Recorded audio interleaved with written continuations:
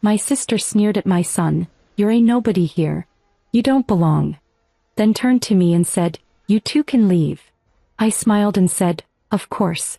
Just remember this isn't your house to kick us out of." She laughed until I showed her the document that changed everything. I knew it was a trap the moment I read the message. Came from my sister Lauren. Just a casual group text she blasted out to the family. "Dinner at Grandpa's this Sunday. 5 p.m. sharp. Let's make it nice." He would have wanted that. No smiley face, no warmth. Just that flat, fake attempt at kindness that made my stomach turn. The thing is, Grandpa had only been gone 2 weeks. I was still waking up in the middle of the night thinking I'd hear his old slippers scuffing across the kitchen floor. Meanwhile, Lauren had already changed the curtains, painted the hallway, and was referring to the place as her house like it was the most natural thing in the world. I wasn't even going to go. My son Miles begged me. He's only 10, but he missed Grandpa just as much as I did. He loved that house. The backyard, the creaky stairs, the old radio on the shelf that only played jazz. So I agreed. I told myself I'd stay for an hour tops. When we arrived, the driveway was already packed.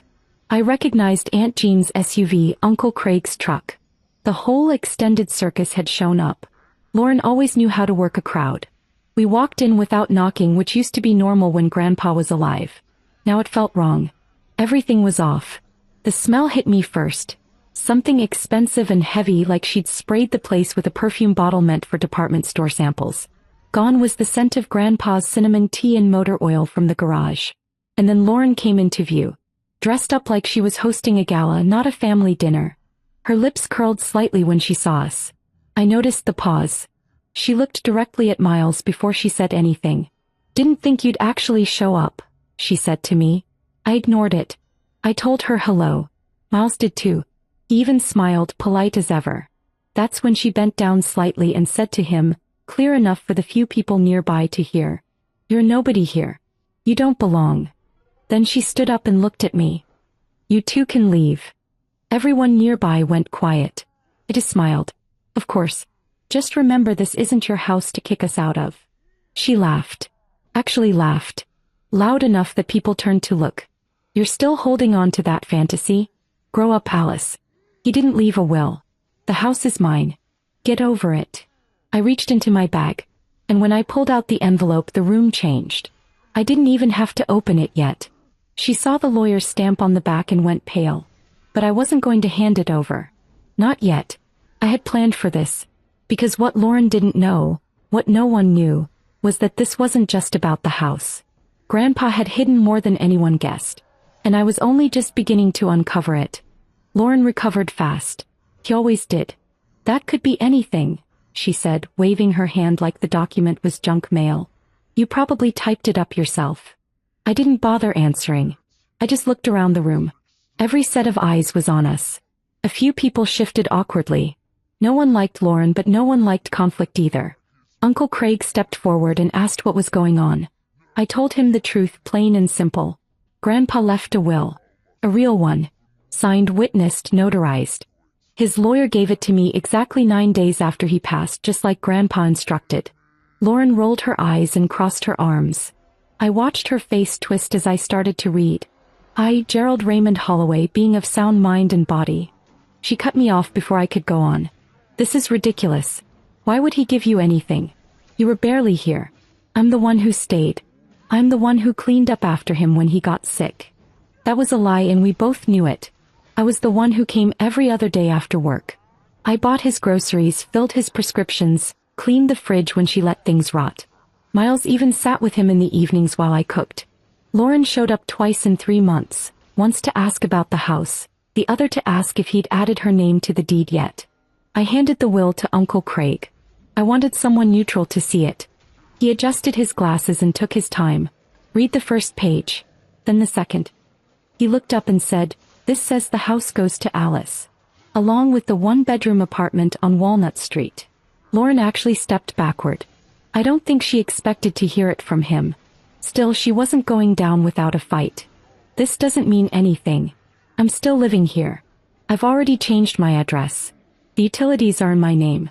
You can't just walk in with some paper and take over." I told her I didn't need to take over. I was the legal owner. She could pack her things and leave tonight, or I could start the eviction process Monday morning. That's when she really lost it.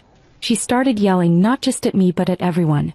Accused me of manipulating Grandpa, said I tricked him while he was weak, told the whole room I was money hungry and cruel. Miles stood behind me holding my coat sleeve. I told him it was okay. And then Aunt Jean said something I'll never forget. She said, "Lauren, you might want to shut your mouth before Alice tells them about the other letter." Lauren froze. I hadn't told anyone about the second envelope. Not even Jean. I looked at her. "How do you know about that?" He shrugged. "Your grandfather called me 2 days before he passed. Told me you'd be opening a second envelope if Lauren caused problems." Lauren laughed again, but it sounded different now. "There's no other letter," she said. "But there was. I had it. And it didn't just explain why Grandpa left the house to me. It hinted at something else. Something Lauren definitely didn't want anyone to find out. I had kept it in the glove compartment of my car, sealed in its original envelope with Grandpa's name written across the front in his shaky handwriting. I never planned to show it. Honestly, I wasn't even sure what was inside. The lawyer had handed it to me along with the will and said, "Your grandfather wanted you to have this in case things got complicated." That was the word he used. And now here we were. Complicated didn't even begin to cover it. Everyone stood frozen in the dining room. Nobody touched the food Lauren had laid out. It was like the whole house was holding its breath. I stepped out to my car and came back with the envelope. Lauren was pacing the hallway like a caged animal. "Don't," she said. "Whatever game you're playing, it ends now." I ignored her. I opened the envelope right there in front of everyone. It wasn't a letter exactly. It was a copy of a bank transaction from 3 years ago. Along with it was a typed note from Grandpa. A short one. I read it out loud. "Lauren, I forgave you, but I never forgot. I couldn't let you lie your way into a house you almost cost me. Alice, if she denies any of this, check the bank records from March 18, 2023. And ask her about the $17,000. The silence after that was unreal. Lauren tried to laugh it off, but her face went red. Uncle Craig asked what the money was about. I didn't know either, so I said nothing. I just watched her unravel. She snapped. Said Grandpa was senile when he wrote that. Said the bank transaction was fake. Said this was a setup. Aunt Jean told her to stop lying. And then out of nowhere Miles said something I didn't expect. He said, "Mom, isn't that the year her boyfriend crashed Grandpa's car?" I blinked. I had forgotten about that. Lauren's old boyfriend, Danny, had borrowed Grandpa's old Lincoln without permission and totaled it 2 towns over. At the time she said she had paid for the damages and repairs. Now I wasn't so sure. I pulled up Grandpa's online bank statement from that year. Still had access, I was his caretaker. I scrolled to March 18th. There was $17,000 wired to an account under L. Holloway. He started screaming. Telling me I had no right to snoop. Telling everyone this was none of their business. But it was too late. Aunt Jean spoke up again. She said if Lauren used Grandpa's money and never told him, that was elder fraud. A crime. Lauren stormed out of the room. Said she wasn't staying another second in a house full of traitors. But she didn't leave. Instead she went upstairs. A few minutes passed. I didn't know what she was doing, until we heard something loud slam from above. Uncle Craig told Miles to stay with Aunt Jean and followed me up. Lauren was in Grandpa's bedroom ripping open drawers. The closet was a mess. Papers everywhere. "What are you doing?" I asked. She turned around, holding a torn envelope in her hand. It was empty. But not just any envelope. It had the logo from Grandpa's lawyer's office on it. She had been searching for the will all this time, hoping to destroy it before anyone could prove she didn't belong in this house. Only problem was she was too late, and she knew it. She was shaking, still clutching that empty envelope like it could save her. "You had no right to go behind my back," she snapped. "He was our grandfather."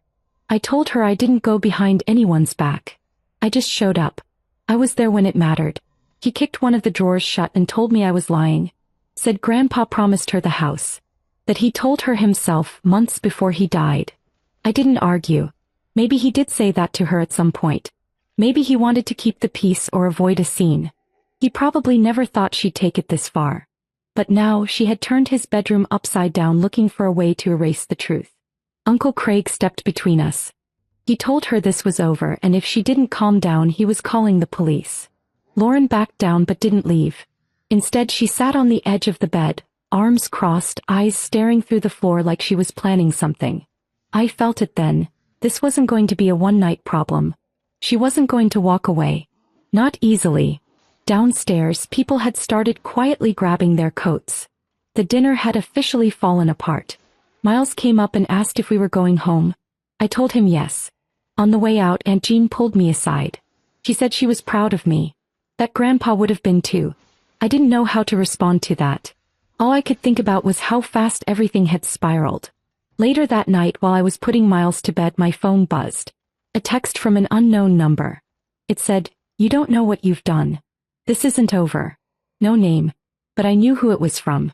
The next morning I called the lawyer. Told him everything that happened. He was calm. He'd dealt with worse apparently. He said, "If she refuses to leave, you'll need to file a formal eviction. But don't worry. She has no legal footing. The house is yours." I filed that afternoon. That's when the real tension started. Lauren refused every notice. Changed the locks. I had to get a locksmith and show proof of ownership. She put up cardboard signs in the windows that said, "Unlawful eviction," and "Fake will." She called everyone in the family and spun a whole new story. That I stole the will. That I forged Grandpa's signature. That I was trying to kick a grieving woman into the street. A few people bought into it. Most didn't. But none of that prepared me for what happened next. Because when the police finally arrived to enforce the court order, 2 weeks later, Lauren wasn't there. And neither was half the furniture. The TV, the couch, the dining table, the bedroom dresser. All gone. She had cleaned the place out. Except for one thing. In the middle of the living room floor was an envelope. With my name on it.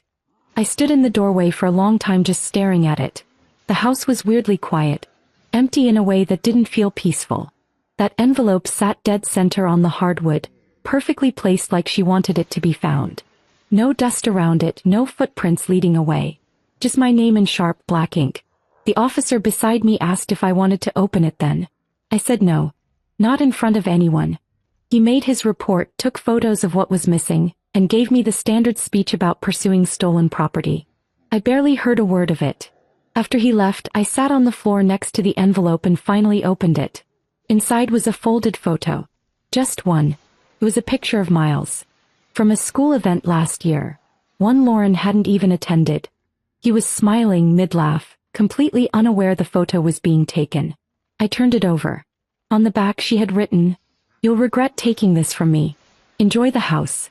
I know all its weaknesses." That line sat in my head like a nail. I went room to room checking everything. Doors, windows, locks. Nothing seemed tampered with. But she had lived here for weeks. Long enough to plant something if she wanted to. I called the locksmith again and asked for every lock in the house to be changed. Front, back, side door, even the one to the garage. Then I went to the basement. Lauren had never liked going down there. She used to say it smelled like rust and mildew. But Grandpa and I had spent hours in that place.